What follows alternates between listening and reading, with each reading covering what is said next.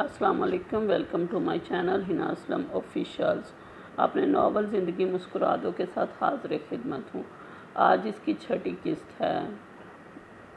زندگی مسکرا دو ایک ایسی لڑکی کی کہانی ہے جسے بچپن میں زیادتی کا نشانہ بنایا گیا۔ تو چلیے چلتے ہیں ناول کی طرف۔ میں ہوا کی بیٹی ہوں، کوئی کھلونا نہیں۔ میں ہوا کی بیٹی ہوں، کوئی کھلونا نہیں۔ تو پھر کیوں ابن آدم مجھ سے کھیل گیا؟ تو پھر کیوں ابن آدم مجھ سے کھیل گیا؟ درندگی ان کی سرشت میں ہوتی ہے۔ درندگی کی یہ خوبی ہے کہ وہ ہمیشہ کمزور پر حملہ آور ہوتی ہے۔ سکو شکار جتنا بھی کمزور ہو، وہ خود کو بچانے کے لیے ہاتھ پاؤں مارتا ہے۔ زندگی بقا کی طلبگار ہوتی ہے۔ وہ فنا سے بچنے کے لیے اپنی ساری جان لڑا دیتی ہے۔ سکو زندگی کو بچانے کے لیے اپنی ساری جان لڑا دو۔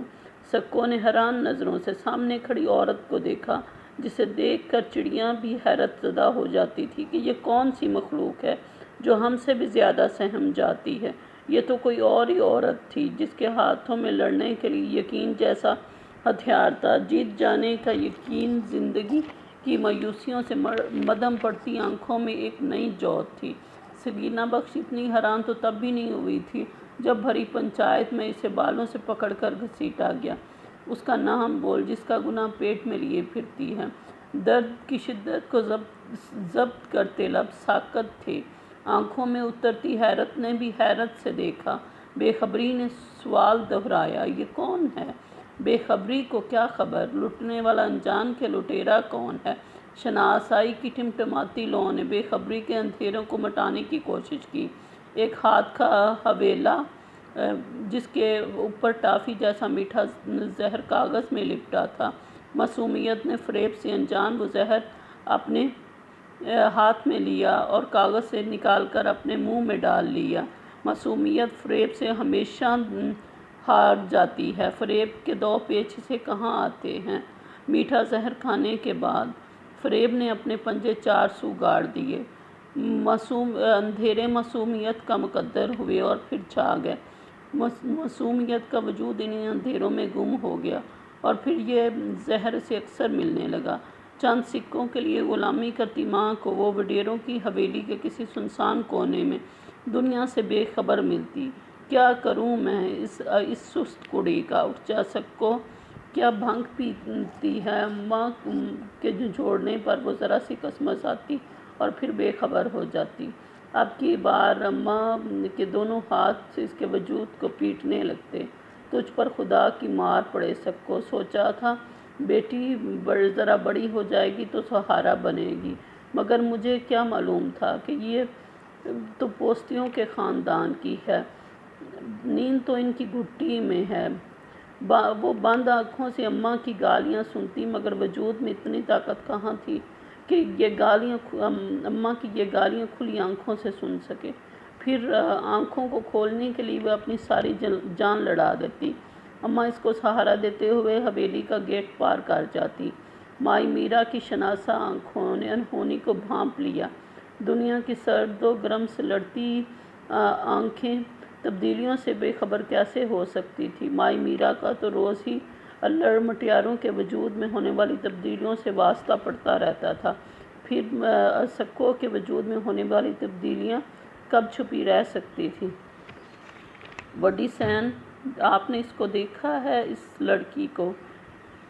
جب ایسی انہونیاں دیکھنے کو ملیں تو سمجھ لینا چاہیے کہ قیامت دور نہیں ہے۔ یہ بالشت بھر کی کڑی پیٹ سے ہے۔ وڈی سین نے دہل کر اپنے سینے پر ہاتھ رکھا، جیسے اس انہونی کو سن کر تیز دھڑکنوں کو قابو کرنے کی سعی کر رہی ہو۔ بد نصیبوں کی ماری ماں کے ہاتھ سے پانی کا گلاس گرا اور فرش پر اپنی کرچیاں بکھیر گیا۔ وہاں کھڑی ہر عورت کو خبر ہو گئی کہ کیا ہوا ہے، سوائے سکو کے۔ وہ تو بت بنی حیرت زدہ پلکیں جھپکائے بغیر سب کو باری باری دیکھ رہی تھی۔ ان حیرت زدہ آنکھوں میں ایک ہی سوال تھا کہ کیا ہوا ہے؟ اماں کو سمجھنے میں دیر نہیں لگی تھی کہ گدھ نے اپنی بھوک مٹانے کے لیے پھر کسی بے جان کا انتخاب کیا ہے۔ حویلی میں پھرتے انسان کے روپ میں ان گدھوں سے اماں تو نہ جانے کب سے آشنا تھی۔ نسل در نسل اسی سرخ اینٹوں سے بنی ہوئی حویلی میں رہتے تھے۔ خبر جنگل میں آگ کی طرح پھیلی۔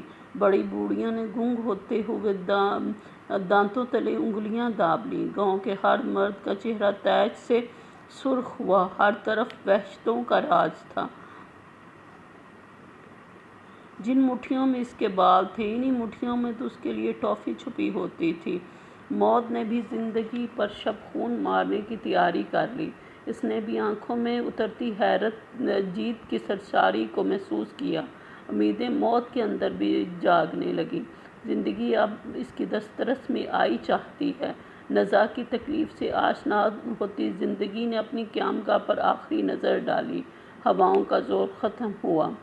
دھول بھی تھک ہار کر اپنی زمین پر پڑی سستا رہی تھی۔